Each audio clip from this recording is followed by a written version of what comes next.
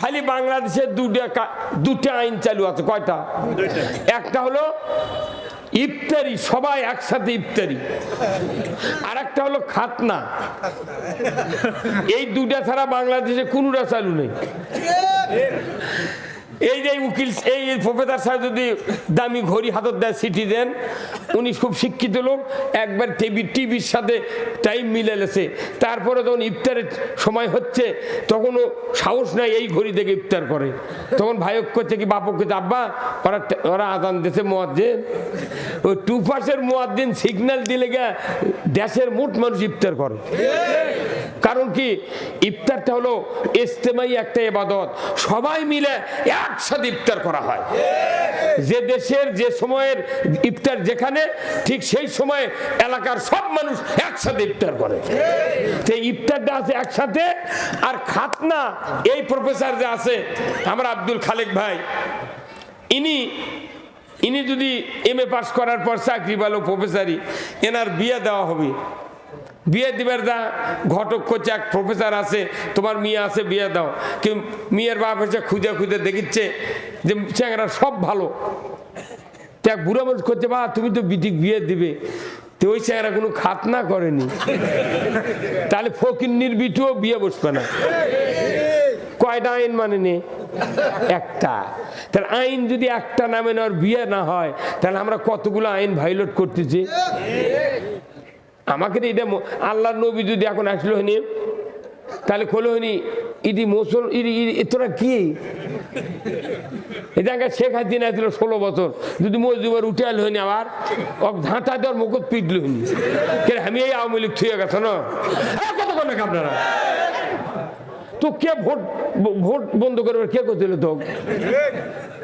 এই যে এখন জেলখানার পলক ইয়ে করছে, ইনুক কষে যে তুমি তো মেম্বার দাঁড়ালে ভোট পাইলে হেন না, তোমাকে শেখ হাসিনা দয়া করে তথ্যমন্ত্রী দিয়েছিল, তুমি খালি বিএনপির জামাতের বিরুদ্ধে তথ্য দিছো, সেই জন্য তোর ফাঁসি দিছি, এই কাম যদি তুমি না করলে হেনি আর জেলও তোটা লাগলো হেন না।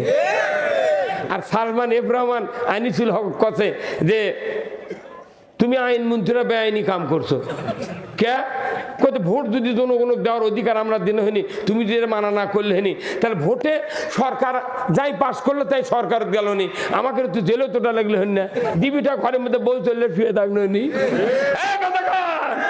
ওরা এখন বুঝিচ্ছে কামটা কি করেছি, কতক্ষণ না। তার এই জিনিসগুলো কখন বোঝে, যখন মানুষ ঠেকে যায়। তা আমরা তো এখনো ঠেকিনি, দুনিয়ার যারা আছি তারা তো ঠেকিনি, যারা জেলও তুটিছে, মামলা খাচ্ছে, গুম হচ্ছে, খুন হচ্ছে, তারা বুঝতে পারছে যে ঠেলা কাক কয়। ভাইরা আমার, এই সমাজ ভালো করতে গিয়া কোরআন শরীফ বলছে, আল্লাযীনা ইম্মাক্কান্নাহুম ফিল আরদ আকামুস সালাতা ওয়া আতাউয যাকাতা ওয়া আমারু বিল মারুফ ওয়া নাহাউ আনিল মুনকার ওয়া লিল্লাহি আকিবাতুল উমুর। জোরে কন্না মারহাবা। আমার আল্লাহ বলছেন সূরা হজ 41 নম্বর আয়াত, ও দুনিয়ার মুসলমান, যদি তুমি কোনো ভূখণ্ডের প্রধানমন্ত্রী হও, রাষ্ট্রপতি হও, সরকার হও, প্রেসিডেন্ট হও, ক্ষমতায় যাও, আমি আল্লাহ বলে দিচ্ছি তুমি 4টা আইন চালু করবে। কয় আইন? 4টা আইন। 1 নাম্বার, নামাজ কায়েম করবে, যাকাত আদায় করবে, আর অন্যায়ের বারণ করবে, ন্যায়ের আদেশ করবে। এই 4টা কাজ তোমাদেরকে আমি আদেশ দিলাম। ওয়ালিল্লাহি আকিবাতুল উমুর। আমার আল্লাহ বলেছেন এটা আমার পক্ষ থেকে বড় ধরনের একটা আদেশ। আল্লাহর পরই সরকারের এটা বড় ধরনের একটা আদেশ দিয়েছে আল্লাহ। সরকার ছাড়া নামাজ কায়েম করার কেউ নাই। কার কথা? এই কথার সাথে আপনি একমত? কারা কারা একমত? দুহাত তুলে দেখেন তো, লিল্লাহি তাকবীর। তাহলে নামান হাত।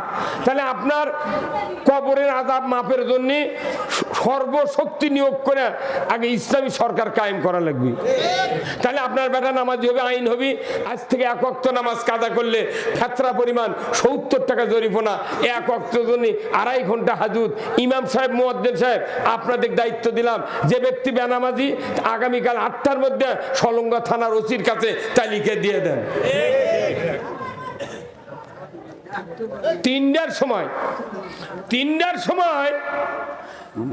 সময় রাতের বেনামাজির বাপ, বেনামাজির মা, বেনামাজির স্ত্রী দেখে তুলবি, ওঠো 14 থেকে যাওয়ার আশা আছে। কথা বল না এই ভাই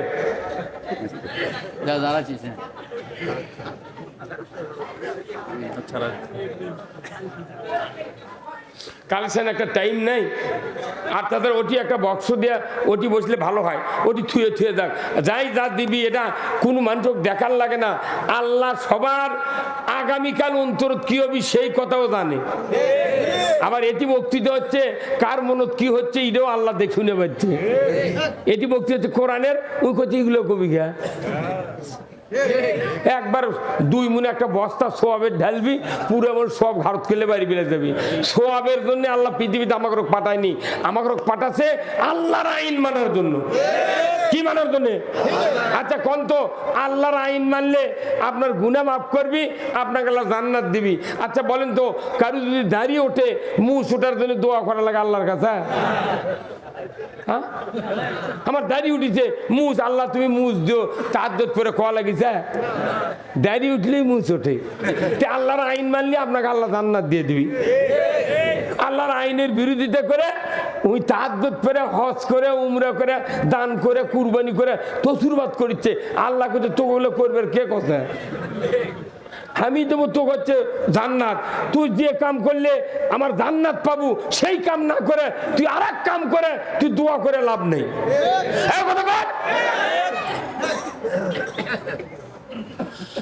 ভাইরা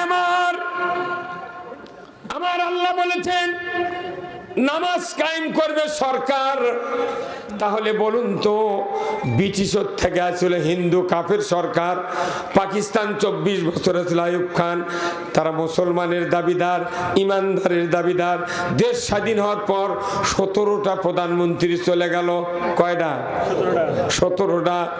তারা কি কেউ ধুতি পরা ছিল, লগুন দেওয়া, হাসিয়ালের মাটি কপালত দেওয়া ছিল?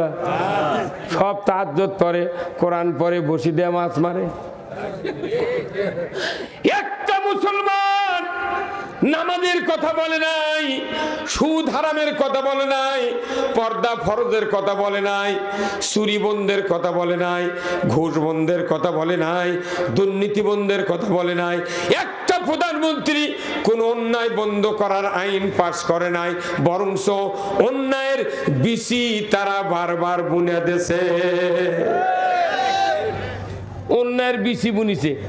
আপনার এদিক জমি নাই ভাই, এতে আমি যে বাড়িতে ছিলাম, এই প্রফেসরের বাড়িতে, আপনার বাবার নাম কে? আশরাফ আলী। আমার ভাগনার নাম আশরাফ আলী। তো ওটা শুনি আশরাফ আলী।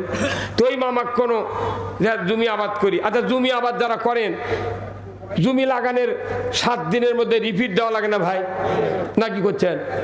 তারপর রিপিট যদি না দেন, ঘাসের মাথা নেয়, তাহলে সেফটি কিংবা বিনাশ না চেঞ্জারের পাতা দেওয়া লাগবে, তাহলে ঘাস হবে না। এখন কোনো আলিশা লোক যদি কয় আমি ওষুধও দেবো না, ঘাসও তুলবো না, দেখি সার দিয়ে ধান বাড়ি টানবো, 15 দিন পর পর যদি 10 কেজি করে সার 1 বিঘা জমি দেয়, কাটার আগ পর্যন্ত ওটি কি ধান পাবে? ওই কি পাবে? হ্যাঁ, ঘাস। কাটার আগ পর্যন্ত সার দিলে, ঘাস না দিলে ধান পাওয়া যায় না। আমার দেশে যত সরকার আলো, খালি অন্যায় বন্ধ করা দূরের কথা, ওরার অন্যায়ের বিচি বনে। এই কথা কোন দেখা? আর বছর অন্তর বক্তাক ডেকে নিয়েছে, আমাকে করছে হুজুর আরে ঘাসের মধ্যে ইউরিয়া দেন। এই কথা কোন দেখা? কিয়ামত পর্যন্ত ইউরিয়া দেওয়া হবে, এই বাংলাদেশ ভালো হবে না। কথা ঠিক কিনা? এই বাংলাদেশ নিরাতে হবে, নিরাতে হবে। সুদ বন্ধ করতে হবে, চুরি বন্ধ করতে হবে, জানা বন্ধ করতে হবে, দুর্নীতি বন্ধ করতে হবে, বাবা গাঁজা বন্ধ করতে হবে, আইনের মাধ্যমে নামাজ কাজা করতে হবে, সুদ বন্ধ করে চুরিরও বন্ধর আইন কাজ পাস করা লাগবে। দেশ 5 মিনিটে ভালো হয়। কি হচ্ছে ভাইরা আমার? শুধু ঘাসের মধ্যে ইউরিয়া রসুল দেন নাই। রসুল জমি নিরানের জন্য 27টা যুদ্ধ করেছেন, বদর প্রান্তর থেকে শুরু করে যত যুদ্ধ করেছেন, একটাই উদ্দেশ্য, জমিনে মানুষের তৈরি করা আইন উৎখাত করে দিয়ে একমাত্র আল্লাহর আইন চালু করতে হবে। রসুলকে দায়িত্ব দেওয়া হয়েছিল, জোরে বলুন ঠিক কিনা? রসুলকে দায়িত্ব দেওয়া হয়েছিল। সূরা আস-সাফ আপনারা পড়ছেন, অনেকেই জানা লোক আছেন। আমার আল্লাহ বলেছেন, ওয়াল্লাযী আরসালা রাসূলাহু বিল হুদা ওয়া দীনিল হক লিইয়ুযহিরাহু আলাদ-দীনি কুল্লিহি ওয়ালাউ কারিহাল মুশরিকুন।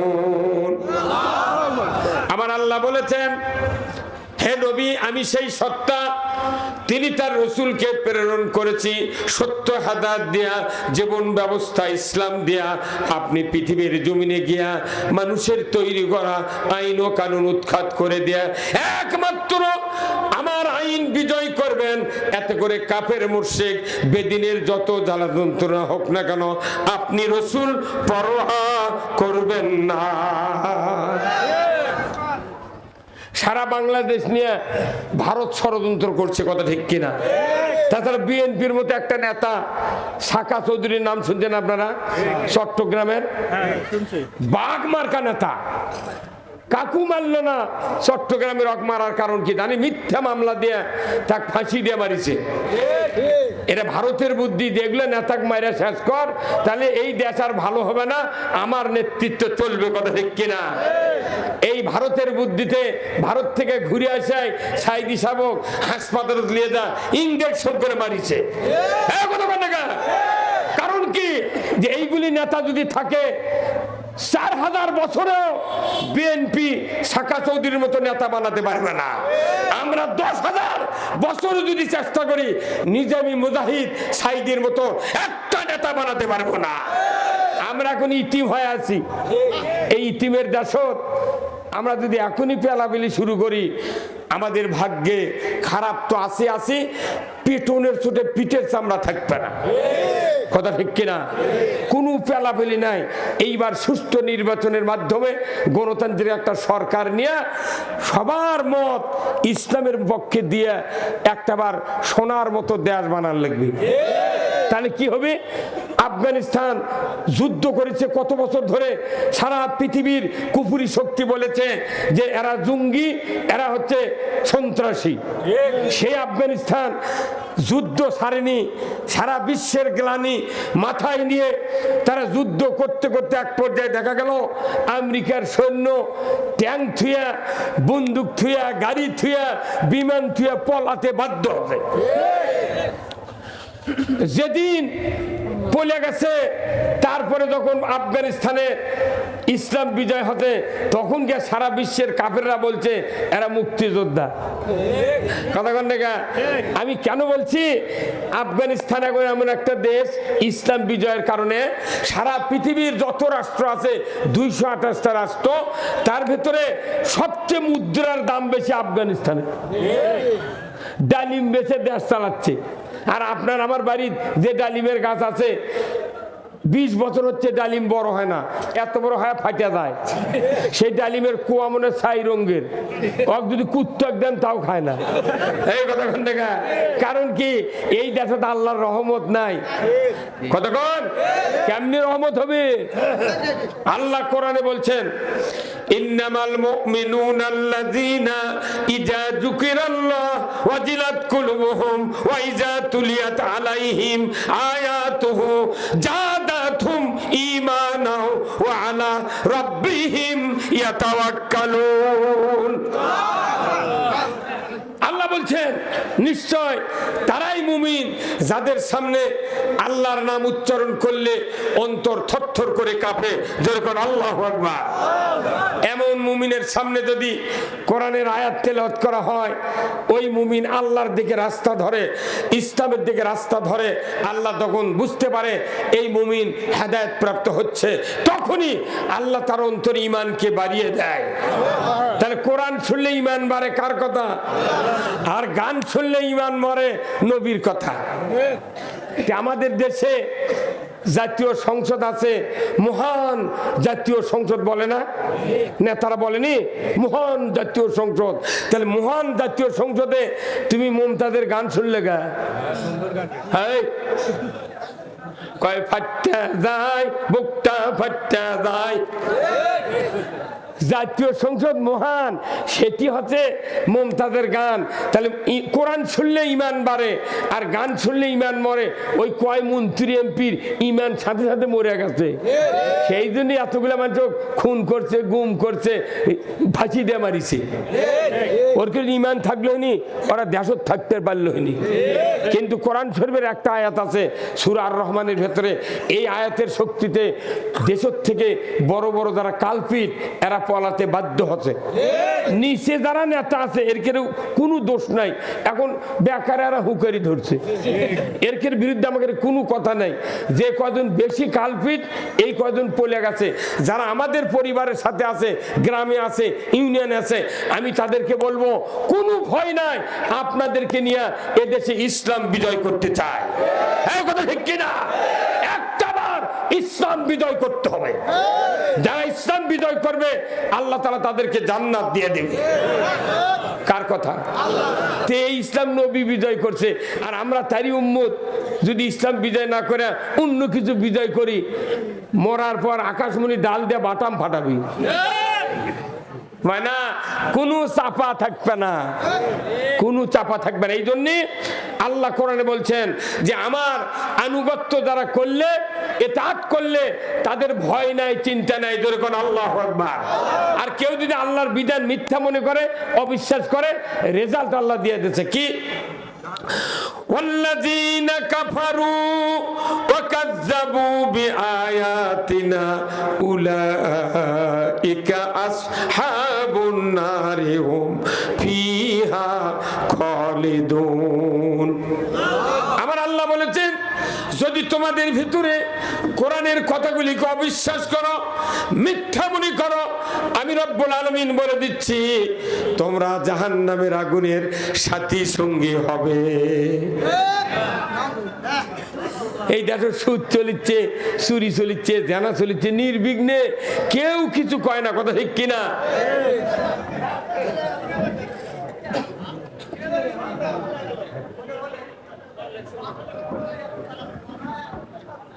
ভাইরা আমার, আমি আপনাদেরকে বলতে চাই এই পৃথিবীর জমিনে আমাদের সৃষ্টিকর্তা কে? জরিকন কে? আমরা আল্লাহর বান্দা, আল্লাহ সৃষ্টিকর্তা। আল্লাহ কোরআনে বলছেন ওমা খলাকতুল জিন্না ওয়াল ইনসা ইল্লা লিয়াবুদুন। মানুষ আর জিন জাতিকে সৃষ্টি করেছেন শুধুমাত্র একমাত্র আল্লাহর গোলামি করার জন্য। জোরে বলুন ঠিক কিনা? গোলামি